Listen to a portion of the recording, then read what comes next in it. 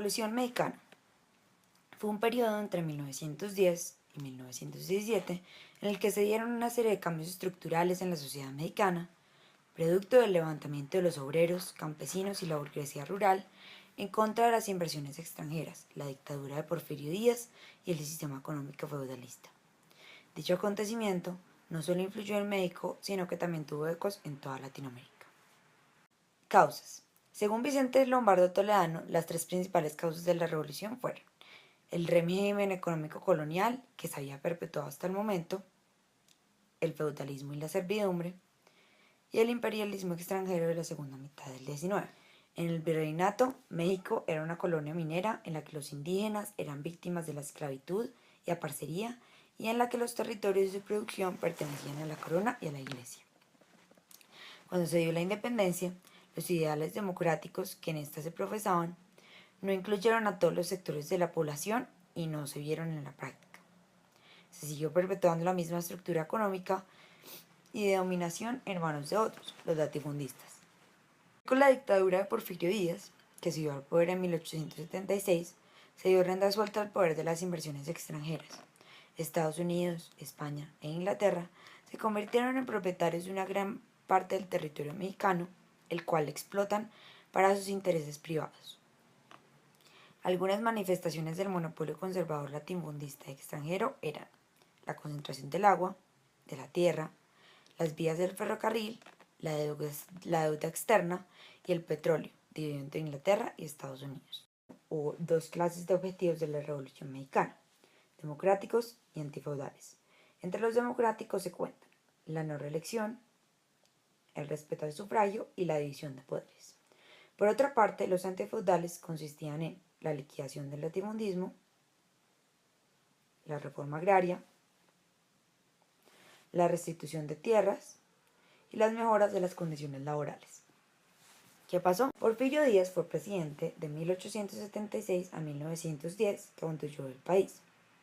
En contra de él, quien pretendía reelegirse una vez más, se levantó Puebla el 20 de noviembre de 1910, dando inicio a la Revolución Mexicana. El 21 de noviembre, Porfirio huyó del país. La presidencia la asumió el 17 de noviembre de 1911 Francisco I. Madero, elegido democráticamente y apoyado por la burguesía y grandes terratenientes. Sin embargo, el pueblo y sus líderes caudillistas no se sintieron representados en la figura de Madero y volvieron a levantarse en armas. Paralelamente, un grupo de generales contrarrevolucionarios leales a Porfirio Díaz se levantó y a partir de 1912 se desencadenó un periodo de guerra civil que azotaría a México por los siguientes 5 años. El 22 de febrero de 1913, Madero, quien había confiado el mando de sus ejércitos a Victoriano Huerta, fue traicionado por este, quien en alianza con el embajador de Estados Unidos ideó un plan para asesinarlo. Después instauró una dictadura militar. En oposición a esta, se formó el llamado Ejército Constitucionalista, encabezado por Venustiano Carranza, gobernador de Coahuila. La guerra entonces se esgrimió entre carrancistas y el ejército federal, resultando vencedores de los primeros, quienes entraron triunfantes en la capital el 15 de julio de 1914. Para consolidar su poder, Carranza convocó a una constituyente, de la cual se obtuvo la Constitución de 1917.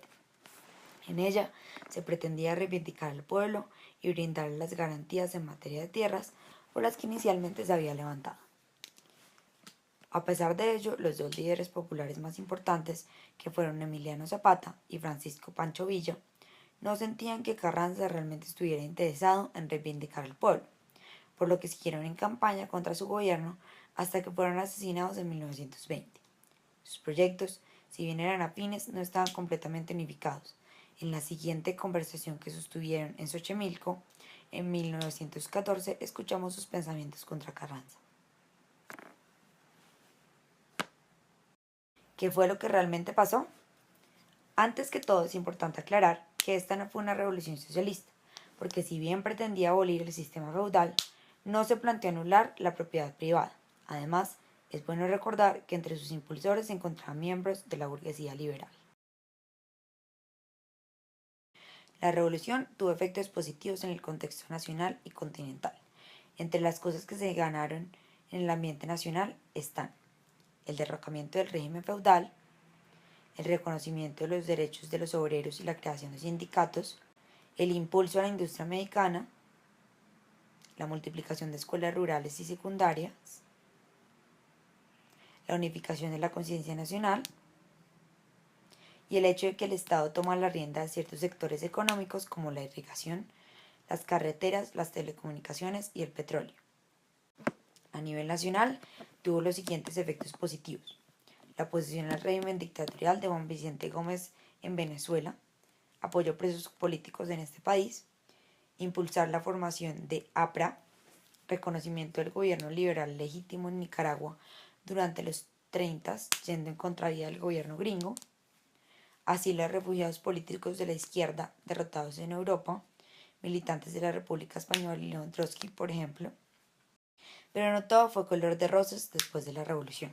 A pesar de sus buenas intenciones, aparte de lo mencionado, encontramos que no se respetaba el voto, la repartición de tierras quedó en el papel, aplicación poco fiel de la reforma agraria, ausencia de políticas para garantizar que se organizara la inversión privada y corrupción en los círculos gubernamentales.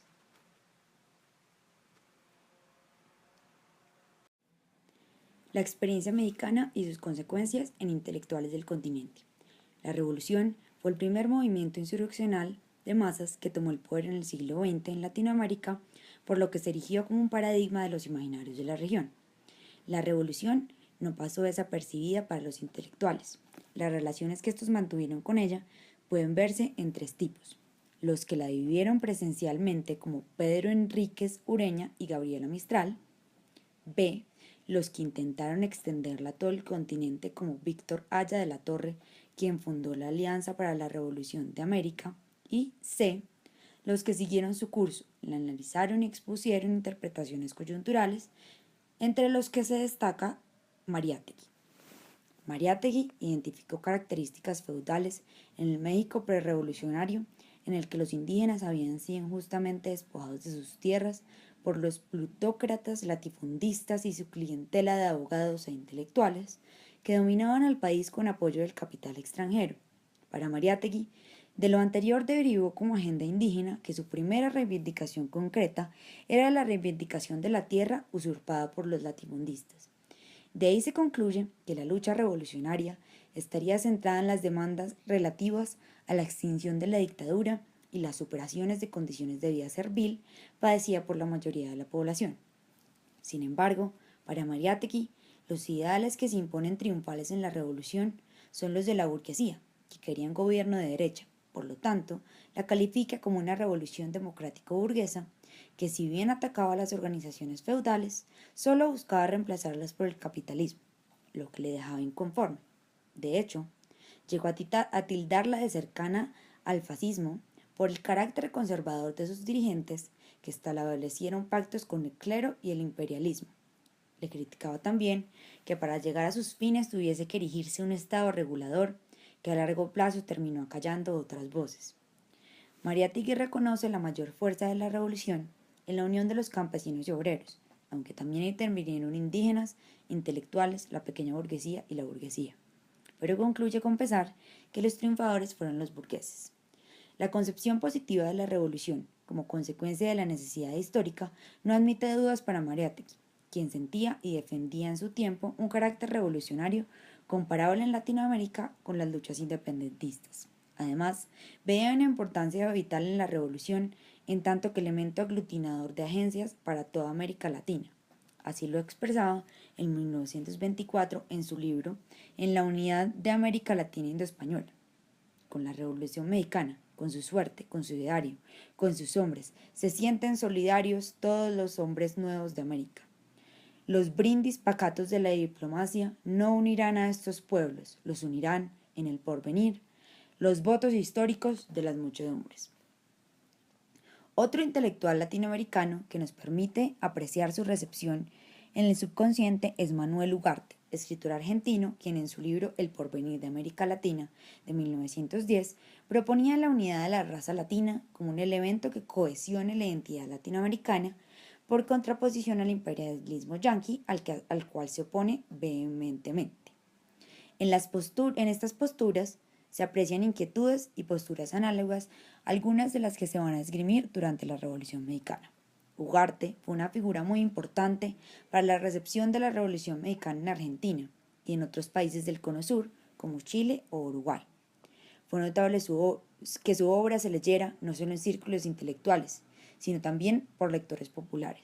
Su papel es importante porque sus acciones no corresponden a un análisis como el de Mariátegui, que observaba la revolución desde el exterior. Por el contrario, Ugarte viajó a México en 1911 y desde ya se hizo abanderado de Carranza y de sus proyectos, ya que veía en él la cristalización de sus ideales antiimperialistas. El compromiso de Ugarte con la revolución se ve cristalizado en dos instancias claves. En primer lugar, la creación y divulgación de la revista americana, que buscaba y promovía la integración de los países latinoamericanos en ausencia de la regulación norteamericana. La segunda contribución fue la creación de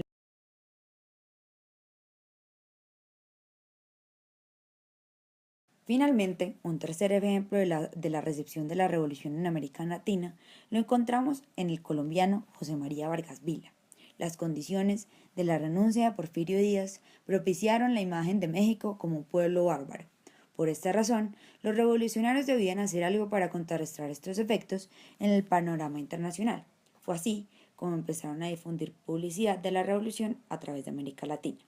Esta publicidad se empieza a dar con Carranza, pero continúan los gobiernos de Obregón y Calles, tuvo, entre otras razones, la necesidad de patrocinar y promover los objetivos de la revolución como la idea de reformulación del orden social y la unidad continental.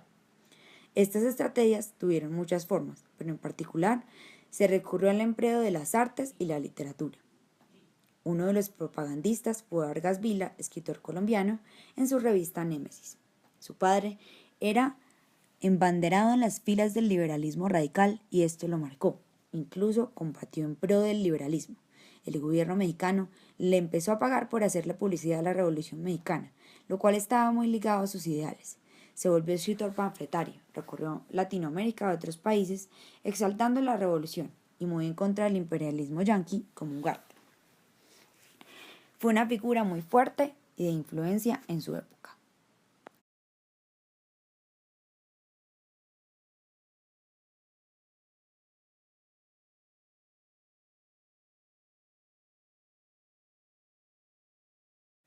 La posrevolución y la literatura. Según Raúl Moreno Bonche, en La Revolución Mexicana y la cultura en nuestra América, la imponente vitalidad del proceso social relanzado por la Constitución dio lugar al gran movimiento artístico-cultural que con toda propiedad se atribuye a la Revolución Mexicana. Como en ningún otro momento de nuestra historia, el arte exaltó a la nación y al pueblo, y esa exaltación que tuvo sus andamios en la nueva institucionalidad no sometió la creación artística a las necesidades y propósitos de la lucha social, lo que hubiera conducido al arte panfletario, sino que fue parte indisoluble de esa lucha. Parafraseando a Pellicer, podría decirse que entonces la revolución alcanzó la altura del arte. Como veíamos antes, una de las principales preocupaciones de los nuevos gobiernos fue la recepción, nacional e internacional, de la revolución y el sentido de sus luchas. De ahí que se solventaran proyectos como el muralismo. En la literatura se publicaron novelas en torno a la revolución desde muy temprano, como Los de Abajo de Mariana Azuela de 1916, tendencia que perdurará hasta entrado el siglo XX, donde encontramos las Memorias de Pancho Villa de Martín Luis Guzmán, publicado en 1951. Sin embargo, como bien lo apunta Moreno Bonche, el arte que se produjo no fue necesariamente la glorificación de la revolución. Ya desde 1937 encontramos obras de desencanto y crítica como El Resplandor de Mauricio Magdaleno, y quizá el más logrado caso de literatura sobre la revolución sea Juan Rulfo, quien hace palpable la situación de la posrevolución en las experiencias cotidianas que recoge en El Llano en Llamas en 1953.